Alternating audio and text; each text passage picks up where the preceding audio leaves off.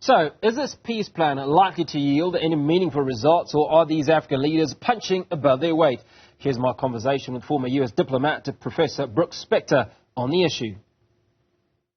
There must have been some effort, huge amount of effort, to broker a deal of sorts between these two warring nations, but nothing has come to fruition. Why? Well, there isn't, at this point, there is no deal on the table. The precipitating cause of the problem, of course, was an invasion of Ukraine by Russian forces, 150,000 plus, lots of tanks, and a continuing assault on cities, towns, infrastructure, using missiles and drones and rockets and who knows what else. The challenge, of course, is once hostilities break out, there's always a hope that somehow, some way, negotiations can prevail and end hostilities, but that requires an understanding of the positions of the two parties. And the problem now, of course, is that up at least until now, the Russians have not admitted, it's an invasion of a sovereign nation, and instead insist that the Ukrainian government, indeed the Ukrainian state, is not a legitimate international entity, and that that the methods that they are using are commensurate with their needs, and one has to wonder whether attacking hospitals and schools and power stations constitutes the kind of behavior that even in warfare is considered within the realm of not acceptable, but at least understandable. And we know, of course, that the Russian president and the Commissioner for Children have been the recipients of warrants of arrest by the International Criminal Court, not because of the entire nature of the conflict, but specifically because of the abduction and kidnapping, let's use the right word here, of depending on who you listen to, somewhere between 8,000 and 16,000 children, and in some cases small children, and that's deemed to be an international law violation of a major sort. On the other side of the equation, the Ukrainians have a position which is, as long as our territory, and that includes all the territory that's still occupied by Russian forces, as long as those territories are being held by Russians, we are not in a position to accept the end of the war under those conditions. And a very well-known negotiation specialist, a fellow by the name of Roger Fisher, wrote a book. It's now 40-some years old, called "Getting to Yes," and he sets out a series of principles about how one negotiates in perilous or tricky circumstances, and it's considered something of a Bible for negotiations, whether within a country or internationally. And one of the key principles, of course, is divorcing people from issues and finding interests rather than points of conflict. You raise the issue of the means or tact to be employed in ending this conflict.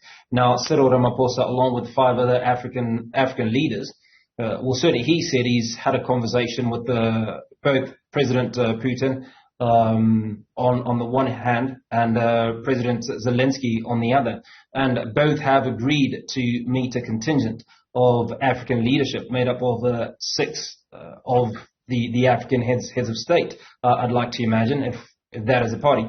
Now, what sort of conversations do you envision that these African leaders will have with both Ukraine and Russia in the first part? And the second part, what is it that they would take to the table that none of those that have already attempted to mediate will have taken to this table? Let's put ourselves inside the heads of the two respective heads of state, heads of government. For President Zelensky, he will say, I am guessing, that this conflict continues as long as there are Russian forces on the territory of Ukraine, as long as there are whole sections of the country that remain under occupation, and as long as bombardments and attacks through the air or on land continue. He will also, I suspect, in his mind say, and we have to also discuss the question of reparations, because an enormous number of buildings and facilities have been destroyed. We see it on the news every night practically now, that reparations is not simply the cost of rebuilding, it's the human cost, and human cost both in terms of the suffering of people who are alive and, of course, the people who have died in these circumstances. So I think that's where President Zelensky starts. If we turn and go and put ourselves inside the head of Vladimir Putin, he will say, I am not convinced it's a legitimate regime in Ukraine, and I don't believe we can negotiate with them, and I am willing to accept the possibility of a Ukrainian state, but not with any of the territories that we now occupy, because remember, they have officially, even if it wasn't, no one accepts it in the world except for Russia, they have officially annexed a number of the provinces of Ukraine, starting with Crimea, and that goes back almost 10 years now, and four other provinces along the eastern and southern parts of Ukraine. So Vladimir Putin will say, all right, we will accept some sort of Ukrainian state, but the current government will have to go. And so in these circumstances now, the personalities have not been dispensed with. The principles have not only been on the table, and the interest haven't been on the table yet. There's still a great deal of personal judgment and a lack of accepting the legitimacy even of the positions of the other team. And in the meantime, all of this is happening. There is still going to be fighting taking place. Now, when the presidents or their representatives, I don't know whether all presidents would travel together or some of them would have representatives or how it might work, because having a multiple number of people representing the negotiation team becomes complex.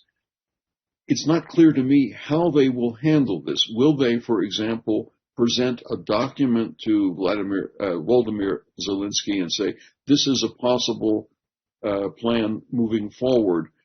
What is your reaction? And then they fly to Moscow and go through the same process, and then they fly back, and so forth and so forth. That's the kind of shuttle diplomacy we've seen historically between warring or hostile parties. The other version of it, of course, is the Jimmy Carter model, in which you take Anwar Sadat and Menachem Begin off to Camp David in the United States, basically lock them in a cabin and say, you're not going home until we finish this deal. And I'm not quite sure where you would put Mr. Putin and Mr. Zelensky in a cabin with the key held by somebody else. I can't imagine how that would happen. So I envision the kind of formalized, these are proposals, what is your reaction? These are responses, what is your reaction? So it isn't a negotiation that happens in a week or two. It's a negotiation that might well stretch out over weeks and even months. And all the while, of course, the two armies will be fighting, and maximal advantage will be attempted in order to change the facts on the ground while negotiations or the discussions about negotiations begin to proceed. And I'm not sure that African presidents, all of them, will want to stay into this business back and forth for 2, 3, 4 months. The world has been trying to see an end to this conflict.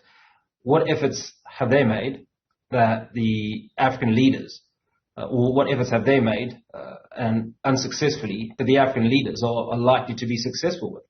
Do we read anything into the fact that Vladimir Putin and Volodymyr Zelensky have agreed to see the African leaders with hopefully a view to ending the conflict. Do we read anything into that? We read into it, and it's an interesting question, and it's important to note that. And let me just presage that by saying there was agreement some months ago about the Black Sea shipping corridor. And although it was fraught with disagreements about the agreement, and it was fraught with how long the agreement would last, nevertheless, there was an agreement, and grain did leave the Black Sea ports of Ukraine and get into the world grain market. Now, it's been renewed, and there's an argument now about how long it'll be renewed and so forth, and how the ships will be inspected and all the rest of it. But, all right, there's hostility, so you have to understand that. So far, at least, I think the Western nations have basically lined up on the idea that supporting Ukraine in its struggle to survive and ultimately even to roll back Russian forces is the primary argument, because the West and Ukraine both have agreed, at least so we see it, that the negotiations should not begin, any negotiations that might be possible should not begin from the position that Russian military gains are already acceptable. And so the position that the Ukrainians are taking is, you have to go home, turn around, march away, the war is over, then we'll discuss all the other problems. And that doesn't leave a whole lot of space for negotiation. But then the Russian maximalist position, which is that your government's not even legitimate in the first place, that doesn't leave you much space either. So the fact that both sides have agreed to at least receive visits by a collection of African leaders is one of the more hopeful things that have happened in a while. But you would not want to, at this point, bet your house and your livelihood and your future savings on the fact that it will necessarily be immediately successful. Africa's biggest cultural festival, Festac 2023, is just days away in Arusha, Tanzania. When we come back, we speak to the event organizers to find out all about this cultural festival. Don't go away.